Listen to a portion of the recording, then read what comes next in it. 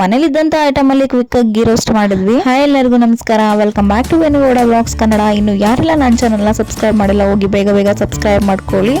ಎಲ್ಲರೂ ಹೇಗಿದ್ದೀರಾ? I hope ಎಲ್ಲರೂ ಚೆನ್ನಾಗಿದ್ದೀರಾ ಅನ್ಕೋತೀನಿ.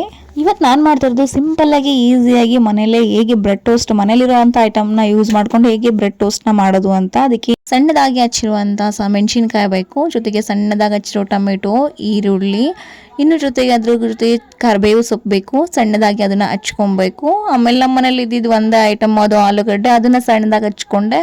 ಆಮೇಲೆ ನೆಕ್ಸ್ಟು ಸಾಸಿವೆ ಮತ್ತು ಜೀರಿಗೆನ ಇಟ್ಕೊಂಡೆ. ನೆಕ್ಸ್ಟ್ ಏನು ಮಾಡಬೇಕು ಅಂದರೆ ಒಂದು ತವಾ ಇಟ್ಕೊಂಡ್ವಿ, ಗ್ಯಾಸ್ ಆನ್ ಮಾಡಿ ಅದ್ರ ಮೇಲೆ ಸ್ವಲ್ಪ ಎಣ್ಣೆ ಹಾಕ್ಕೊಂಡು ಸಾಸಿವೆ ಜೀರಿಗೆ ಹಾಕ್ಕೊಂಡು ಚಿಟಪಟ ಅಂದಮೇಲೆ ಕರಿಬೇವಿನ ಸೊಪ್ಪು ಹಾಕ್ಕೊಂಡ್ವಿ. ಆಮೇಲೆ ಸ್ವಲ್ಪ ಹಚ್ಚಿದಂಥ ಮೆಣಸಿನ್ಕಾಯಿ ಹಾಕ್ಕೊಂಡು ನೆಕ್ಸ್ಟ್ ಫೈನ್ಲಿ ಚಾಪ್ ಮಾಡ್ಕೊಂಡ್ರೆ ಈರುಳ್ಳಿ ಹಾಕ್ಕೋಬೇಕು. ಈರುಳ್ಳಿ ಹಾಕ್ಕೊಂಡು ಸ್ವಲ್ಪ ಈರುಳ್ಳಿ ಬ್ರೌನಿಷ್ ಕಲರ್ ಬರೋ ತನಕ ಹುರ್ಕೊಂಡು ನೆಕ್ಸ್ಟು ಟೊಮೆಟೊ ಹಾಕ್ಕೋಬೇಕು.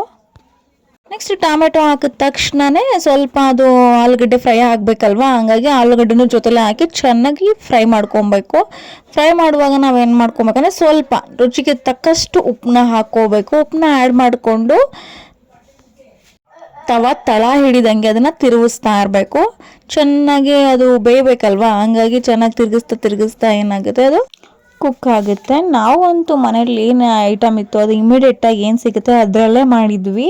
ಸ್ವಲ್ಪ ಧನಿಯಾ ಪುಡಿ, ಸ್ವಲ್ಪ ಗರಂ ಮಸಾಲ, ಸ್ವಲ್ಪ ಅಚ್ಚ ಖಾರದ ಪುಡಿ, ಜೊತೆಗೆ ಚಿಕನ್ ಮಸಾಲ ಮತ್ತು ಸ್ವಲ್ಪ ಅರಿಶಿನ. ಮನೇಲಿ ಯಾವ್ಯಾವ ಪೌಡ್ರ್ ಸಿಗುತ್ತೆ ಎಲ್ಲ ಹಾಕಿದ್ವಿ. ಯಾಕಂದರೆ ಮನೇಲಿ ಇಂಗ್ರೀಡಿಯೆಂಟ್ಸ್ ಇದ್ದಿದ್ದೆ ಕಮ್ಮಿ, ಅರ್ಜೆಂಟಲ್ಲಿ ಆಗ್ತಾನೆ ತಿನ್ನಬೇಕು ಅನ್ನಿಸ್ತು, ಹಾಗಾಗಿ ಪಟ್ಟಂತ ಕ್ವಿಕ್ಕಾಗಿ ಮಾಡ್ಕೊಂಡ್ವಿ.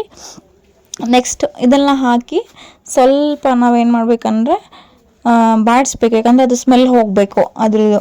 ಆಮೇಲೆ ಸ್ವಲ್ಪ ನೀರು ಹಾಕಿ ಬೇಯಕ್ಕೆ ಬಿಡಬೇಕು ಮುಚ್ಚಿಬಿಟ್ಟು ತವದ ಮೇಲೆ. ಅದು ಈ ಥರ ಫುಲ್ಲು ಚೆನ್ನಾಗಿ ಎಣ್ಣೆ ಬಿಟ್ಕೊಳ್ಳೋ ಥರ ಆಗಿರುತ್ತೆ.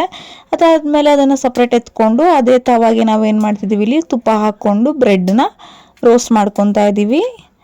ಬ್ರೆಡ್ನ ಚೆನ್ನಾಗಿ ಅದು ಬ್ರೌನ್ ಬರೋ ತನಕ ರೋಸ್ಟ್ ಮಾಡ್ಕೊಂಡ ತಕ್ಷಣ ನಾವು ಬಿಸಿಲೇ ಏನು ಮಾಡಬೇಕು, ನಾವು ಮೊದಲೇ ಮಾಡಿಟ್ಕೊಂಡಿರೋ ಸ್ಟಫಿಂಗ್ನ ಫಿಲ್ ಮಾಡಬೇಕು.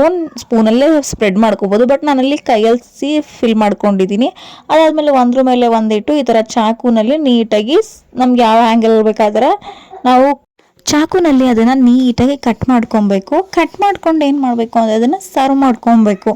ಅದು ಎಷ್ಟು ಟೇಸ್ಟಿಯಾಗಿ ಆಗಿರುತ್ತೆ ಅಂತ ಅಂದ್ಕೊಂಡ್ರೆ ನಾವು ಎಕ್ಸ್ಪೆಕ್ಟ್ ಕೂಡ ಮಾಡಿರಲಿಲ್ಲ. ಯಾಕಂದರೆ ಮನೇಲಿ ಇದ್ದಿದ್ದೆ ಎರಡು ಐಟಮ್ಮು, ಅದರಲ್ಲಿ ತುಂಬ ಟೇಸ್ಟಿಯಾಗಿ ಮಾಡಿದ್ವಿ ಕ್ವಿಕ್ಕಾಗಿ. ಎಲ್ರಿಗೂ ಒಂದೊಂದು ಬಂದಿದ್ದಷ್ಟೇ, ಇನ್ನೂ ಒಂದೊಂದಿದ್ರೆ ತಿನ್ಬೋದು ಅನ್ನಿಸ್ತಾ ಇತ್ತು.